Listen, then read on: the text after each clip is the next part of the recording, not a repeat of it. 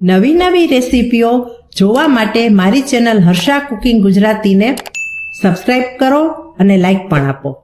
આજે આપણે બનાવીશું પાકા કેળાનું ટેસ્ટી અને મજેદાર ભરેલું શાક.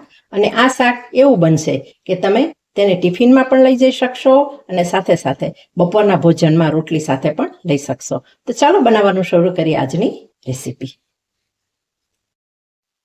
વિડીયો ઉપયોગી અને સારો લાગે તો વિડીયોને વધુને વધુ શેર કરજો, લાઈક કરજો, કોમેન્ટ કરજો. અને જો તમે ચેનલને પહેલી વાર જોઈ રહ્યા છો તો ચેનલને સબસ્ક્રાઇબ કરી બેલ આઇકોનને પ્રેસ કરી દેજો.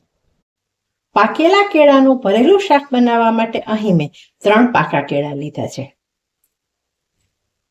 આ પાકા કેળાને આપણે ભરેલું કરવાનું છે એટલે છાલ સહિત જ કાપી લઈશું. આગળ પાછળનો ભાગ આપણે કાઢી નાખીએ. અને હવે મોટું કેળું હોય તો તેના 3 ટુકડા કરી લેવાના અને ત્યાર પછી એક વચ્ચે કટ કરી દેવાનો. બધા જ કેળાને સમારી લીધા પછી વચ્ચે કટ પણ લગાવી લીધો છે. અને હવે આ શાકને ટેસ્ટી અને ચટાકેદાર ભરેલું બનાવવાનું છે. તેના માટે આપણે ટેસ્ટી એવો મસાલો તૈયાર કરી લઈએ. શાકમાં ભરવાનો મસાલો બનાવવા માટે અહીં મેં અડધી વાટકી ચણાનો લોટ લીધો છે અને આ લોટ શેકીને લીધો છે. અહીં આ લોટને વધારે શેકવાનો નથી, માત્ર સુગંધ આવી જાય તેટલો જ શેકવાનો છે. કલર ચેન્જ થવો જોઈએ નહીં. હવે ચણાના લોટની અંદર આપણે એડ કરી દઈશું 2 ટેબલ સ્પૂન શેકેલા સિંગદાણાનો ભૂકો, 1 ટેબલ સ્પૂન નાળિયેરનો ભૂકો કે નાળિયેરનું છીણ જે તમારી પાસે હોય તે ઉમેરી શકો છો. પણ નાળિયેરનો ભૂકો કે છીણ ઉમેરવાથી આ શાકનો ટેસ્ટ અનેક ગણો વધી જશે. સ્વાદ મુજબ ઉમેરીએ આપણે મીઠું,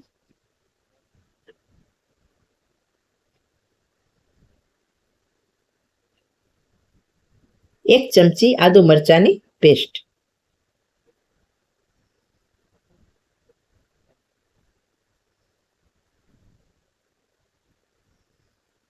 2 ચમચી ધાણા જીરું પાવડર. કોઈ પણ ભરેલા શાકના મસાલામાં ધાણા જીરું પાવડર વધારે નાખીએ ને તો શાકનો ટેસ્ટ ખૂબ વધી જતો હોય છે. અડધી ચમચી હળદર, 1.5 ચમચી કાશ્મીરી લાલ મરચાંની ભૂકી. જો તમારે તીખું બનાવવું હોય તો તીખી મરચાંની ભૂકી અને કાશ્મીરી બંને એડ કરીને નાખી શકાય, એટલે કલર સરસ આવે અને શાક તીખું પણ બને. 1 પિંચ ગરમ મસાલો. શાકને સુપાચ્ય બનાવવા માટે અડધી ચમચી હિંગ,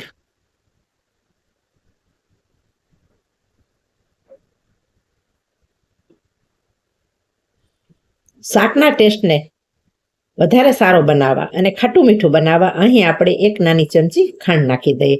તમને થશે કે પાકા કેળાના શાકમાં ખાંડ કેવી, પણ આ શાક ખાટું મીઠું બનવાનું છે એટલે હું ખાંડ ઉમેરું છું. અને આ શાકમાં આ સ્ટેજ પર તમે આમચૂર પાવડર પણ નાખી શકો છો, પણ હું આમચૂર પાવડરને બદલે બીજી ખટાશનો ઉપયોગ કરીશ, એ તમને હું પછી બતાવીશ. અહીં અડધી વાટકી આપણે કોથમરી ઉમેરી દીધી છે. કોથમરી ઉમેર્યા પછી 1 ચમચી તેલ એડ કરી અને મસાલાને આપણે બાંધી લઈએ કે એકઠો કરી લઈએ. વધારે તેલની જરૂર પડશે તો આપણે ફરીથી ઉમેરીશું. અત્યારે 1 ચમચી એડ કરેલું છે.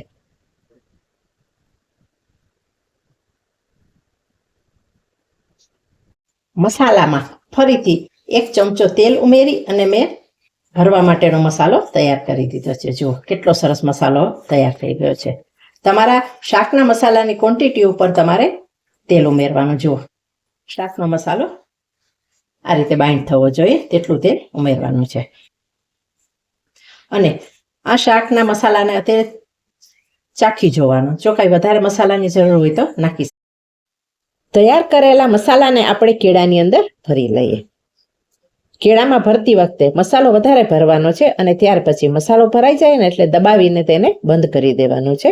જુઓ આ રીતે બધો જ મસાલો આપણે બધા કેળામાં ભરી લઈએ.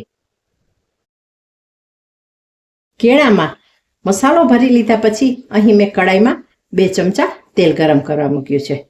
જેવું તેલ ગરમ થાય ને એટલે આપણે તેમાં અડધી ચમચી રાઈ એડ કરી દઈએ.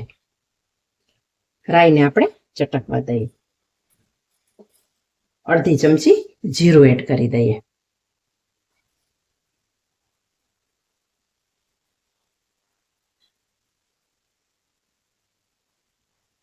શાકને વધારે સ્વાદિષ્ટ અને ફ્લેવરફુલ બનાવવા માટે 3 થી 4 મીઠા લીમડાના પાનને મેં કાપી લીધા છે, તેને પણ એડ કરી દઈએ. મીઠા લીમડાના પાન આ શાકમાં ચોક્કસ નાખજો, બહુ સરસ લાગશે. અને હવે હિંગ ઉમેરી દઈએ અને ત્યાર પછી આ શાકને આપણે આ રીતે જ ગોઠવી દઈએ વઘારમાં, મસાલો ઉપર રહે તે રીતે.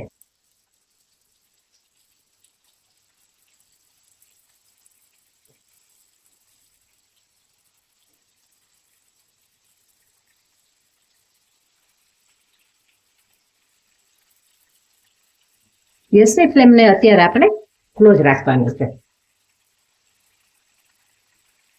અને ત્યાર પછી આપણે આ શાકમાં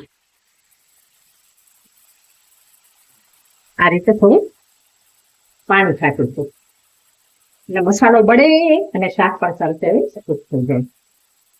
અને હવે આપણે ઢાંકી દઈએ. 30 સેકન્ડ થાય એટલે આપણે ખોલીએ. જુઓ, અને હવે જે વધેલો મસાલો છે ને તેને પણ આપણે આ રીતે એડ કરી દઈએ.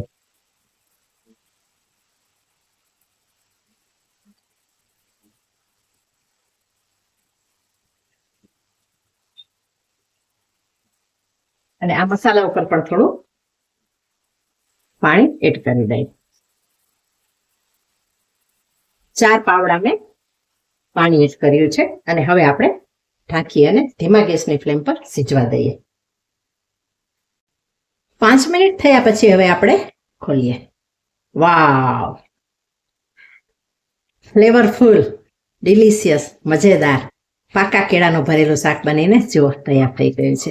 અને અહીં ચણાનો લોટ અને સિંગદાણા શેકેલા હતા એટલે કૂક થતા પણ વાર લાગે નહીં, અને પાકા કેળાના શાકને બનતા વાર લાગતી નથી. આ શાકને વધારે ફેરવવાનું નથી, નહીંતર આ શાક ભરેલું નહીં લાગે, એકદમ મેસી મેસી થઈ જશે. અને હવે આપણે ગેસની ફ્લેમને બંધ કરી દઈએ અને તેની અંદર ખટાશ માટે લીંબુનો રસ એડ કરી દઈએ. જેમ મેં કહ્યું તેમ તમારે આમચૂર નાખવું હોય તો પણ જ્યારે મસાલો બનાવો ને ત્યારે તમે નાખી શકો છો. અહીં જોઈ શકાય છે પાકા કેળાનું ભરેલું શાક બનીને રેડી થઈ ગયું છે. હવે આ શાકને આપણે સર્વિંગ કરીશું.